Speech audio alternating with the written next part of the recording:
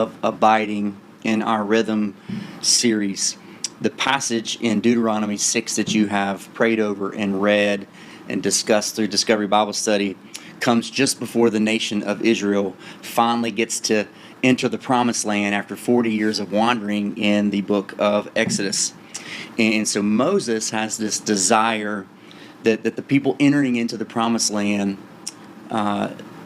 make the most of this land that God has promised them. And so he wants to both remind them and bless them of what's coming and really urging them to take advantage of it.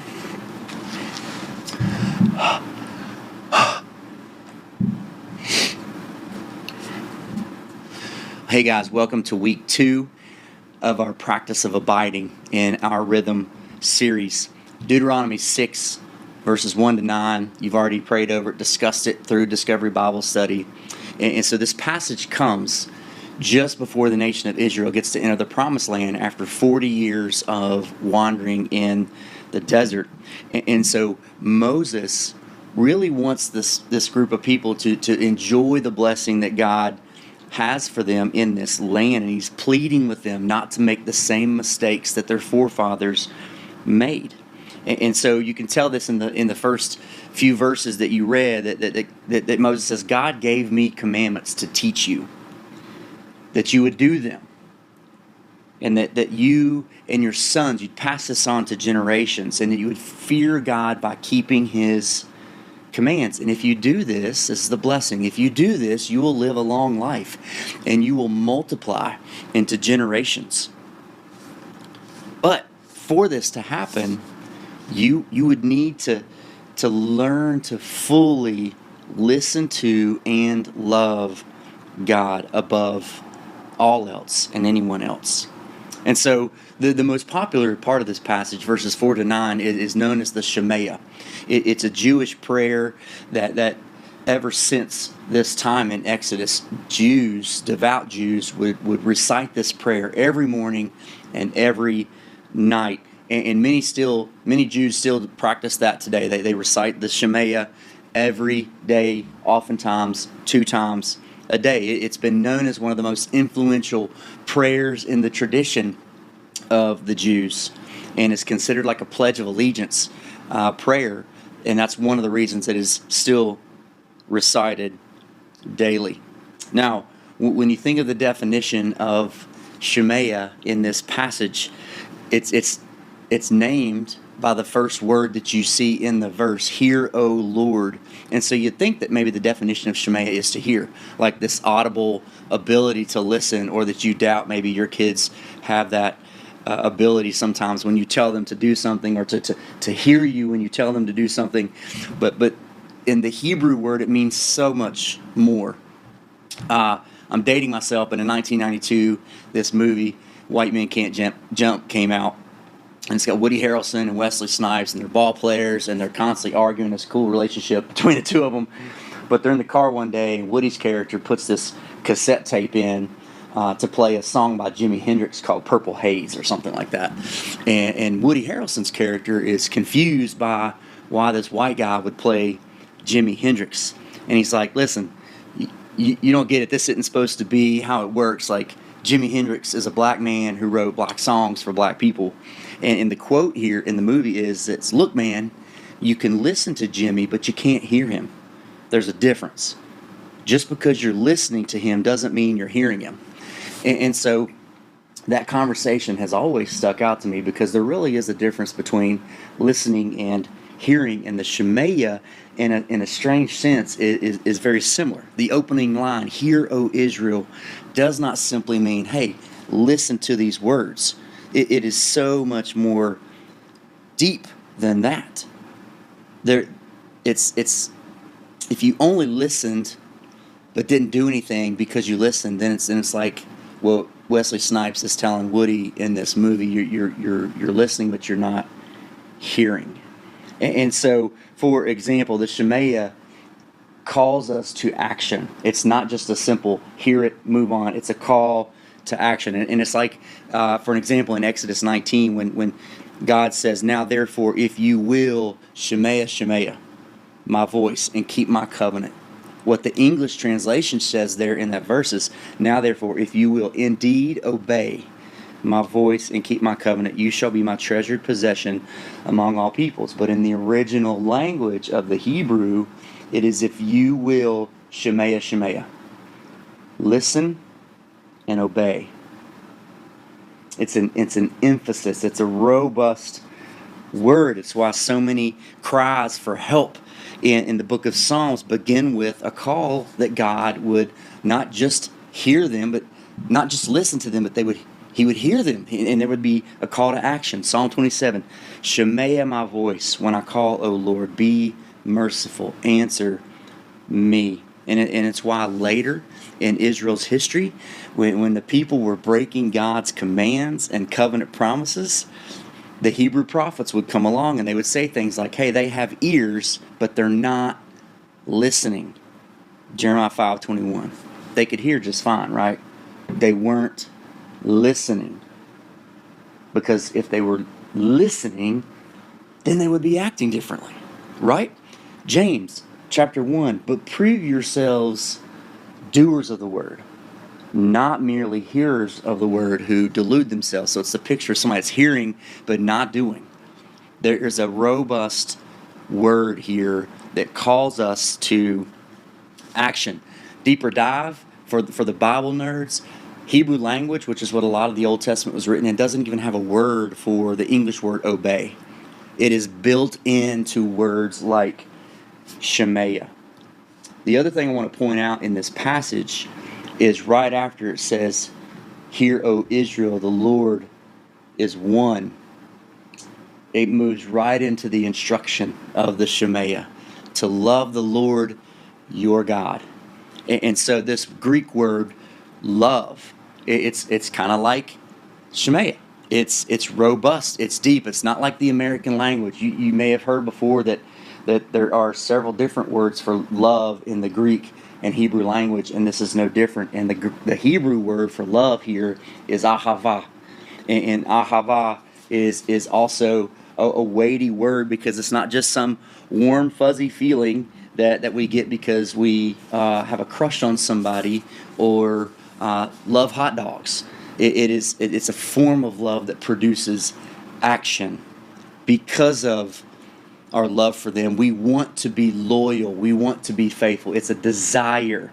And so it's without getting into like deep theological weeds that will put you to sleep. The simple point is this, that when you love somebody, when you truly love somebody, that love produces a desire and a want to obey this person no matter what they say or what they ask. Like in this passage, to ahava God, to love God, involves faithful obedience to the commands that God has given me, to anything God has said.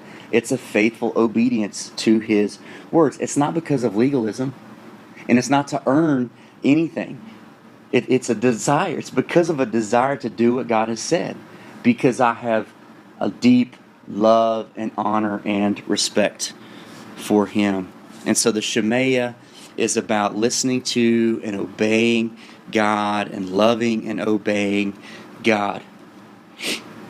Okay, listen to God, obey God, love God. I've heard all this before. It makes sense, but to what degree? Well, love the Lord your God with all your heart, with all your soul, with all your strength. In other words, all your knowledge, your existence, everything that you are. This is to love God with action, obedience, covenant, faithfulness. There is no limit. He gets it all. So don't just listen. Don't just obey. Don't just love faithfully. Verse 7 would then teach us to pass it on to our kids diligently. Diligently. I don't need to go into the details of this. This is literally teach God's commands to our kids. Talk about the commands all the time, day and night. When you sit down, when you walk, pass it on to our kids, because the Shemaya is the most important command in the universe. may have heard a lot of it or some of the words before, because we talk about it often. Jesus talks about it often in the New Testament. When there's some religious leaders that are arguing over the most important command that God has ever given them, they turn to Jesus. And what does Jesus say in Mark 12, verse 29? He answered, "The foremost is, Hear, O Israel, the Lord our God is one Lord. And you shall love the Lord your God with all your heart, and with all your soul, and with all your mind, and with all your strength." And the second command is this: you shall love your neighbors yourself. There is no other commandment greater than these. So Jesus answers what the greatest commandment is with love the Lord your God, the Shema. And his answer is so accurate that the scribe actually confirms it. Hey, you've answered right. This is the most important thing. And then the last couple of verses, this kind of strange language of bind it as a sign on your hand, and they should be frontals on your forehead. You should write them on the doorposts of your house and on your gates. Listen, it's not rocket science.